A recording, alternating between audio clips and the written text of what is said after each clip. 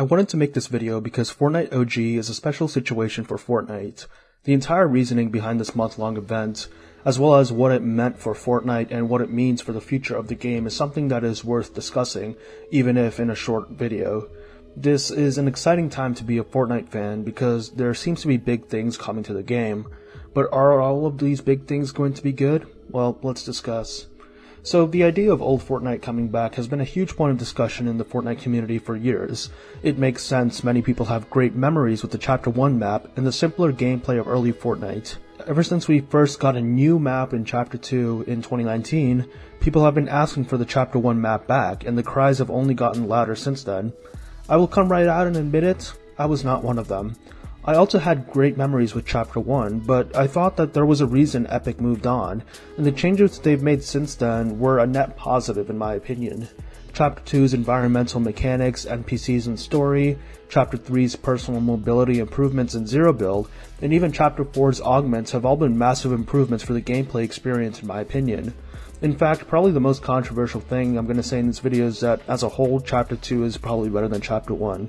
Fight me about it. So whenever I saw people saying that they want OG Fortnite to return and that new Fortnite is bad, I would internally mock them. I saw this video by this YouTuber named Lufa, and yes, he is technically smaller than me, so don't spread hate for him, but he made this video called How OG Fortnite Proved Epic Games Wrong, and that video has a lot of points that I disagree with. Granted, I do think his overall thesis and, some of his points are good, and I agree with them, but not in the way that he talks about them. I'll get into what exactly I mean by that later on in the video. Basically, the general idea of this video is that Epic doesn't like original Fortnite and would rather just add unnecessary features instead of just keeping the simple game at the core. And yes, he and I can agree that Fortnite seems to be adding a lot of unnecessary stuff, but our definitions of unnecessary seem to differ. Like, he seems to think that everything added after Chapter 1, like fishing, cars, and basically all the new guns are just superfluous additions that make the game worse. It seems like he just wants the game to stay in Chapter 1 Season 3 forever. He straight up says that after the Chapter 1 end event, they should have just brought back the game to Chapter 1 Season 1 and kept it there. It's almost like Chapter 2 Season 1 was a return to the simplicity of older Fortnite, but with improved mechanics and a new map to keep the gameplay fresh and exciting. Sure, the old map seems to be nostalgic now, but it didn't really have that same nostalgia back then, so just bringing it back to Chapter 1 Season 1 would have backfired because people would be like, oh, why are we just bringing back the old map now? He says that the game died after Chapter 1, becoming a castaway that only became relevant again because of Fortnite OG. And he says that the reason Epic doesn't return to this classic game mode for so long is because they don't want to admit that their early work is their best, and all the updates and collabs they've worked on since then made the game worse. Interestingly, he also admitted to losing interest in the game near the end of Chapter 1, which makes me wonder if the game as a whole became worse and died, or if he just lost interest personally. He uses Google Trends to justify his claim that Fortnite died near the end of Chapter 1, because the number of people specifically searching the word Fortnite on Google is somehow a good indication of the game's health as a whole. The truth is, Fortnite never did die. Just because it wasn't a cultural phenomenon anymore and people weren't posting their wins on Snapchat doesn't mean that everybody left. In fact, the game retained a healthy player base of people who continued to play the game well into Chapter 2, Chapter 3, and Chapter 4, through the highs and lows. And I know I'm going to sound a bit gatekeepy here, but the people who Epic makes this game for are the people who play the game regardless of the seasons, through all the changes, not for the people who only liked one season of Fortnite from 5 years ago. I feel like a lot of people need to understand that as a live service game, Fortnite is going to be implementing a lot of changes, and sometimes you won't like all those changes. I didn't like many of them, but it's necessary for keeping the game fresh to play. It's obvious that if Fortnite had kept the old Chapter 1 Season 4 map and mechanics, people would have gotten bored very quickly, even if Epic kept adding new skins and changing the loot pool. And I think people also forget that a lot of the items that are now beloved as part of OG Fortnite, like ATKs, heavy snipers, planes, and ballers, were all once new and controversial changes that, would later on become beloved, even though they weren't beloved at all when they were first introduced. Hell, it may sound hard to believe for some of you newer players, but even Tilted Towers was an extremely controversial addition when it first was added to the game. There was a reason why in Season 3 people wanted it to be destroyed by the meteor. A lot of people thought that Tilted Towers ruined the gameplay flow of Fortnite, but Tilted went on to become one of the most beloved parts of Fortnite ever. And maybe this guy who stopped playing in Chapter 1 thinks fishing is dumb, but a lot of people who played in Chapter 2 and beyond really liked this addition. We think it improved the game. Someone who only played Chapter 1 may see a video of the Shockwave Hammer and think, that's stupid. But people who actually played with it in Chapter 4 would think that it's really fun to use, and admittedly annoying to fight against. All we think about now is bringing back the old map. But people forget that back when we still had the old map, a sizable number of people were calling for a new map, improved mechanics, new loot pool, and so on. And this change is part of what makes Fortnite great. With that rant about why OG Fortnite can't stay forever over, I do have to address the fact that Epic did bring back OG Fortnite, and that it was extremely successful. When it first became obvious around October this year that Epic would bring back the Chapter 1 map, hype for the game exploded like I have never seen before. Like I said, bringing back Chapter 1 was a highly requested change, and they actually did it. While people were disappointed that it would only last a month, it really didn't affect the hype, since when the season actually released, the player count exploded. You had all the players who joined over the past 5 years, combined with all the people who returned to the game, or even installed it for the first time this season. And that resulted in the highest concurrent player count Fortnite has ever had, period. That is insane to me. Like I said, nostalgia is powerful, and it certainly brought a lot of people back. I hear a lot of people who are saying, oh yeah, they can bring the old map back, but it won't bring back how you felt back then. And I think this is true, but I don't think anybody was really expecting things to feel exactly the same. But even then, bringing back the old game was good for reasons other than nostalgia. So what did I think of the OG season? Well, when the season launched, I was of course excited and played as soon as possible. And I admit, the nostalgia got to me. The first game I landed Lucky Landing, which was my go-to drop spot in early Chapter 1. I was looting the castle just outside the POI, and the reality of what was happening hit me. Holy shit, the old map is back. All the locations I thought were lost years ago were back. And I had fun. Honestly, I found it way more satisfying to rediscover all the small, unnamed landmarks across the map, like the 2 houses outside Risky Real or the industrial district with the dance club. Like, you will remember the named POIs like Tilted and Retail, but remembering these smaller locations was a blast. Also, I think the gameplay was also great. While I did spend a lot of time talking about how the older loot pool would be too simple if left alone, and that newer updates added good things, there is still something to be learned from the simplicity of the early Chapter 1 loot pool. I did say a lot of the items added in the later chapters were good, but I do think that there were too many of them added at once. Like, there were moments in Chapter 4 where you had stuff like the Deku Smash, Kamehameha, and Shockwave Hammers, and they were all in the game at once. And while all of them could be countered if you knew what you were doing, having them all be in the game at the same time was annoying. And that's not even mentioning how easy it would get to get legendary items, mythics, and good mobility. The game became way more fast-paced, and while I do like a faster Battle Royale match, I do want there to be some balance. Playing OG Fortnite made me realize how refreshing a slower-paced match would be. Powerful weapons are still relatively rare, mobility for the most part was more grounded, the most annoying being the rifts. The gritty, slow grind of older Fortnite was a more enjoyable pace for the game.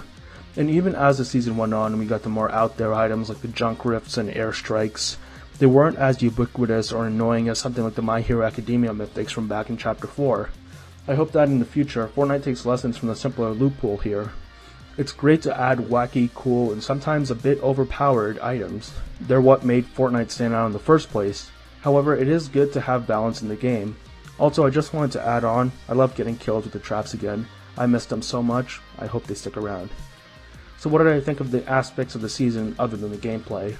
Well, I think other than the actual game itself, the season was quite average, maybe even below average. The Battle Pass was kind of meh. Spectre Knight and Omega Rock are both great skins, but other than that, nothing really stood out to me. Having the pass be half its usual size didn't help, but it was necessary. Also, the item shop was strange this season. I don't really know what Epic was thinking. At the beginning of the season, I thought the entire season would have an OG-styled shop, where it would be a bunch of Classic 1 skins in a small shop, alongside brand new skins that were remixes of Chapter 1 skins, like Raven Team Leader and Sara. But it was like that for the first 3 days or so, and then it just returned to the old shop style for the rest of the season. They didn't even have good shops. The majority of the shops were just horrible. Seriously, they hit the highest player count they've ever had, and they dropped the ball on one of their main sources of income.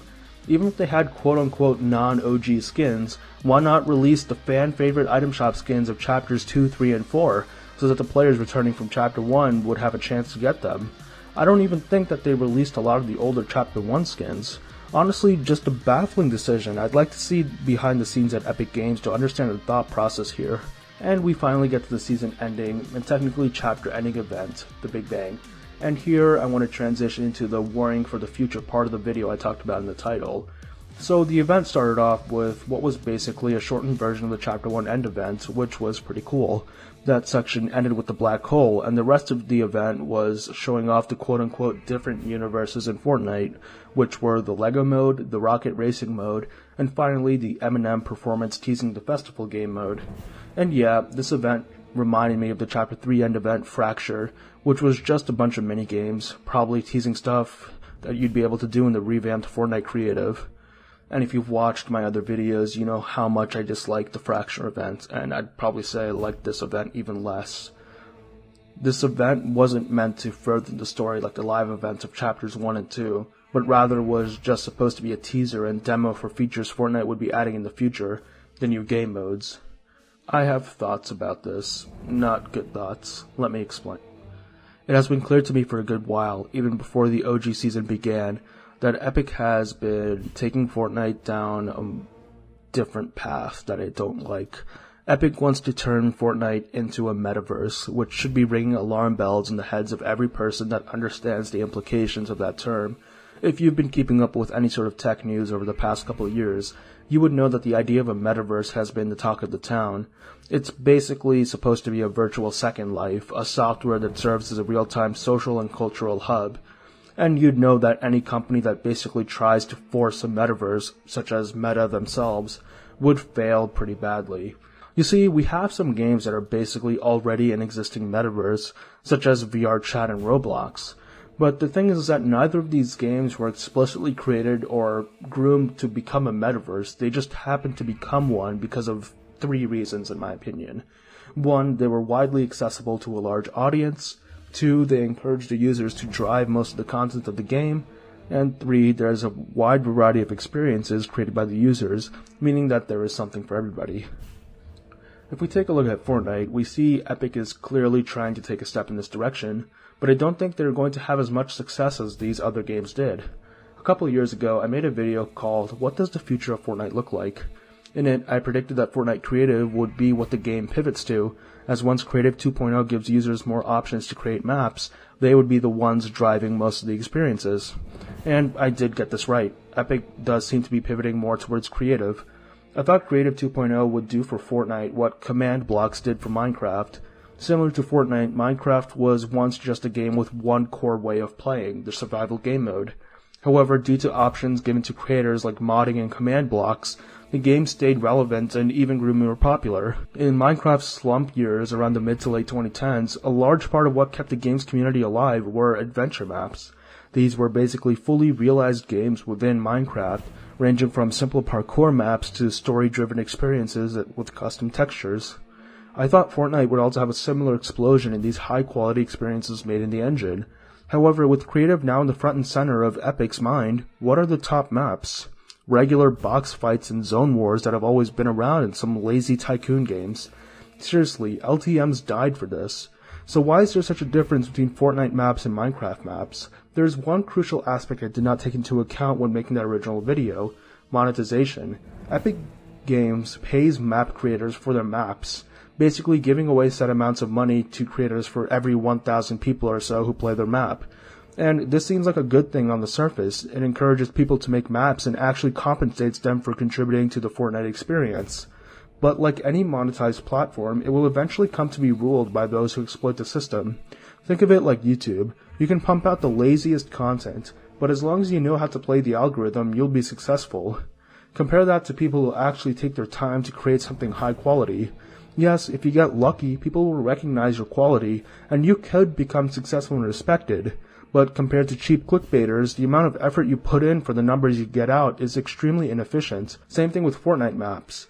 Yes, you can spend a lot of time making a stunning, polished adventure experience, and it is possible that people will recognize your effort and you would become successful. But what if you don't care about artistic expression or making a good product? What if you just cared about getting as many people playing your map to make money? Why would you waste your time making a good map? Just use a template to make yet another Heroes box fight or Skibidi Toilet Tycoon, and you'd be pulling more numbers for less effort. And like YouTube, Epic won't promote content that's high quality. They'll promote content that pulls in numbers. Because the more numbers creators get, the more numbers Epic themselves get, and that's more money for everyone. This is why Minecraft never really fell down this hole, at least to the extent that seems to be happening with Fortnite. Minecraft adventure map makers were either individuals or tied to a group not affiliated with Mojang, so they wouldn't be paid by Mojang for their work.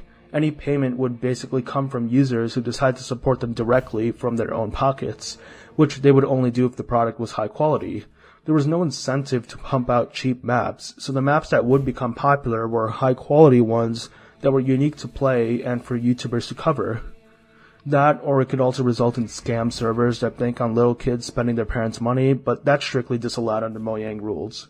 So yeah, the basic gist is that Fortnite's map economy incentivizes low quality, easily produced maps instead of actually good quality stuff that would make Fortnite look good.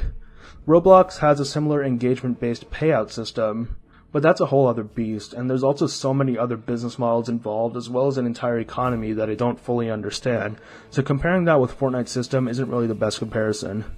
Another thing that I worry about is Fortnite losing its identity to become a soulless corporate product, which some argue it always was, but it's becoming way worse now. If there's one thing that Fortnite OG showed, it's that people liked the old Fortnite identity. The game had legitimate charm to it back then. Its simple yet goofy art style and gameplay was attractive. I mean, it was a big part of why it even became popular in the first place. Compared to all the gritty, realistic battle royales at the time, Fortnite was a colorful alternative filled with character. And even though I defend later chapters, it's clear that many people felt Fortnite lost its identity in those chapters, with changes to make the graphics more realistic and higher quality. And you know, I'm all for change. Changing the guns, map, and graphics won't change what makes Fortnite good at its core. But it feels like Epic, instead of understanding why most of us enjoy Fortnite in the first place, actively decide to stray from that core more and more to make it more appealing to everybody.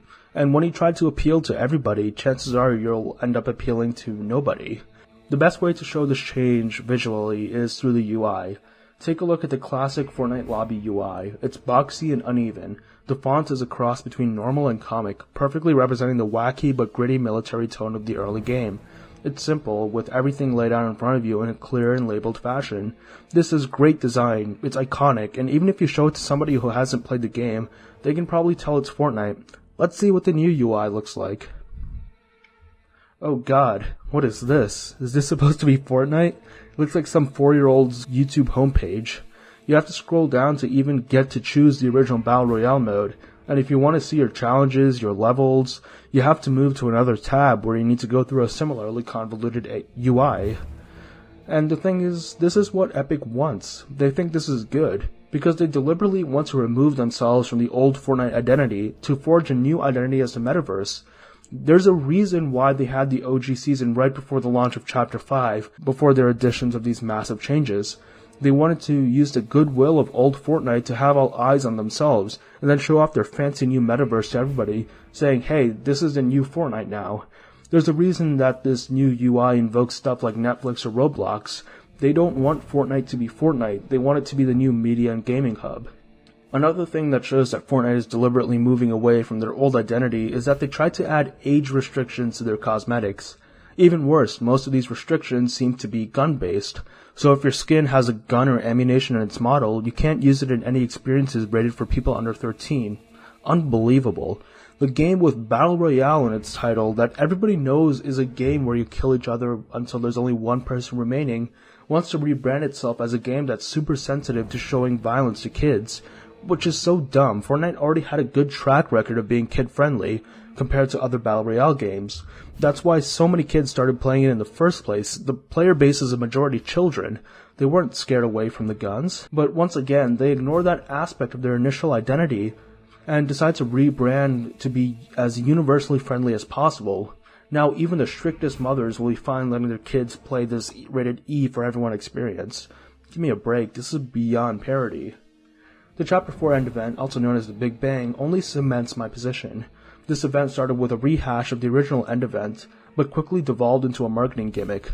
And yes, the original Chapter 1 end event was also a marketing gimmick, but at least that was unique, unexpected, and actually fit in with the game.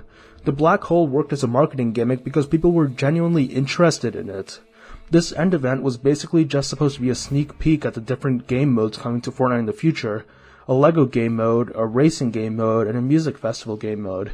There was nothing interesting about it, it was just a demo of other better games. They just put it in Fortnite now. I can't believe that there are still people asking me to cover the lore of this game. Are we seeing the same thing?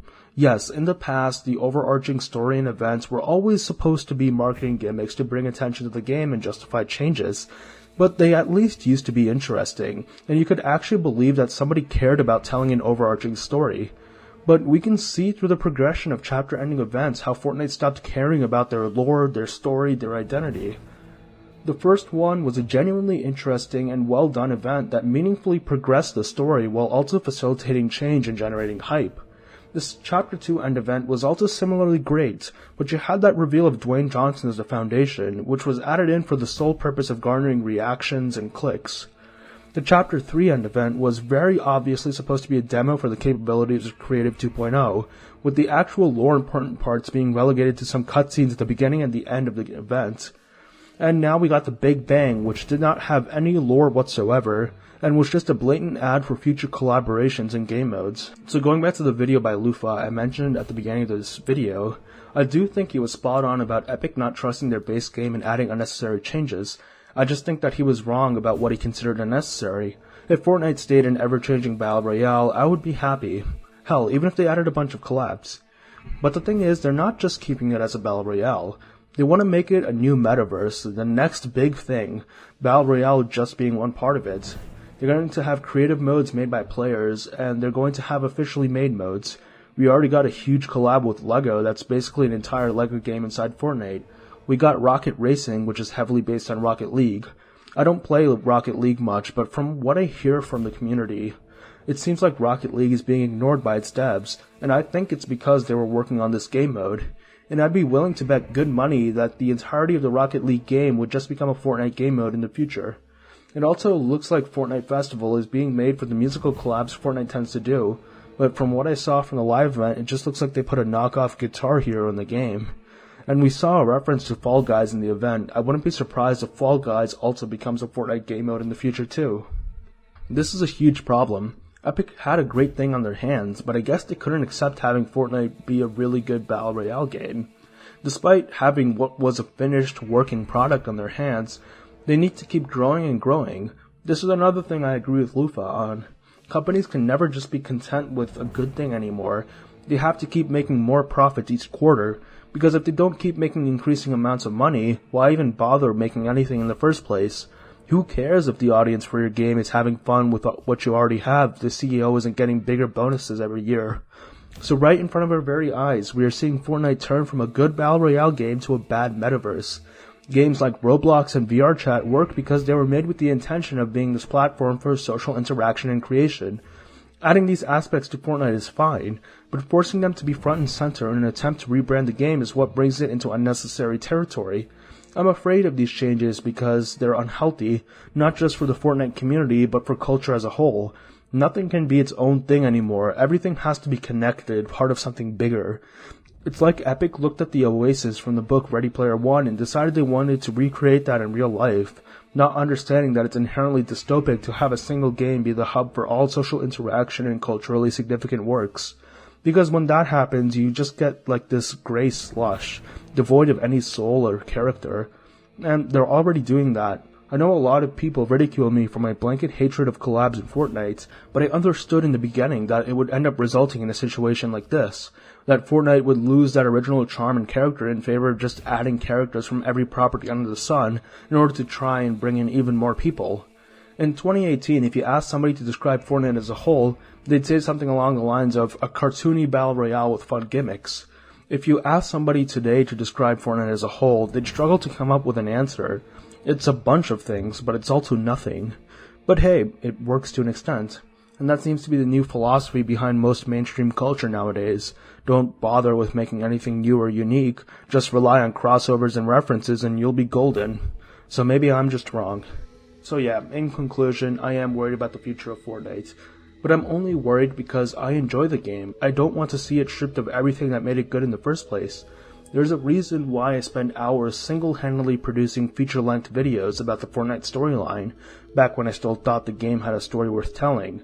There's a reason why I still enjoy working on the Fortnite iceberg, because ultimately the Fortnite iceberg is about the years of history and community and fun the game fostered. The Fortnite iceberg is about the game's unique identity, the community's unique identity. And I'm glad that I've got half a decade's worth of that to cover, because honestly, I don't see anything meaningful being added to that in the future. So, as this video comes to a close, I want to leave you with this thought. Think about why you like Fortnite. Is it because it's this hub of a bunch of other franchises and game modes? Is it because they're adding characters from all your favorite superhero movies and comic books? Or is it because it has a fun core identity and game which fostered great memories and experiences? The answer is, it's a little bit of both, and Fortnite can have fun crossovers in other game modes. Just don't have them overshadow the game's original identity. But with exactly that on the horizon, is the death of Fortnite imminent? Well, no. While there will be some negative reactions to it, I think the game will remain healthy. I mean, if you just consider the Battle Royale part of Chapter 5, I think it's pretty fun so far. The new movement is pretty frustrating, but I feel like that's something that will be improved upon quickly. But yeah, I still see myself having a lot of fun with Battle Royale. And maybe other people will think that the other upcoming modes will be fun. Maybe all these new game modes will result in more memories for lots more players. And maybe in a few years, Fortnite will have accomplished its goal of becoming a metaverse, thriving as a hub for different franchises, game modes, and people. But even if that happens, even if I'm proven wrong, and even if Fortnite as a metaverse is successful, I'll still feel bad for that OG Battle Royale that got buried under it all. This has been Revecha, and thank you all for watching. Please like, comment, and subscribe if you enjoyed the video, and I'll see you soon.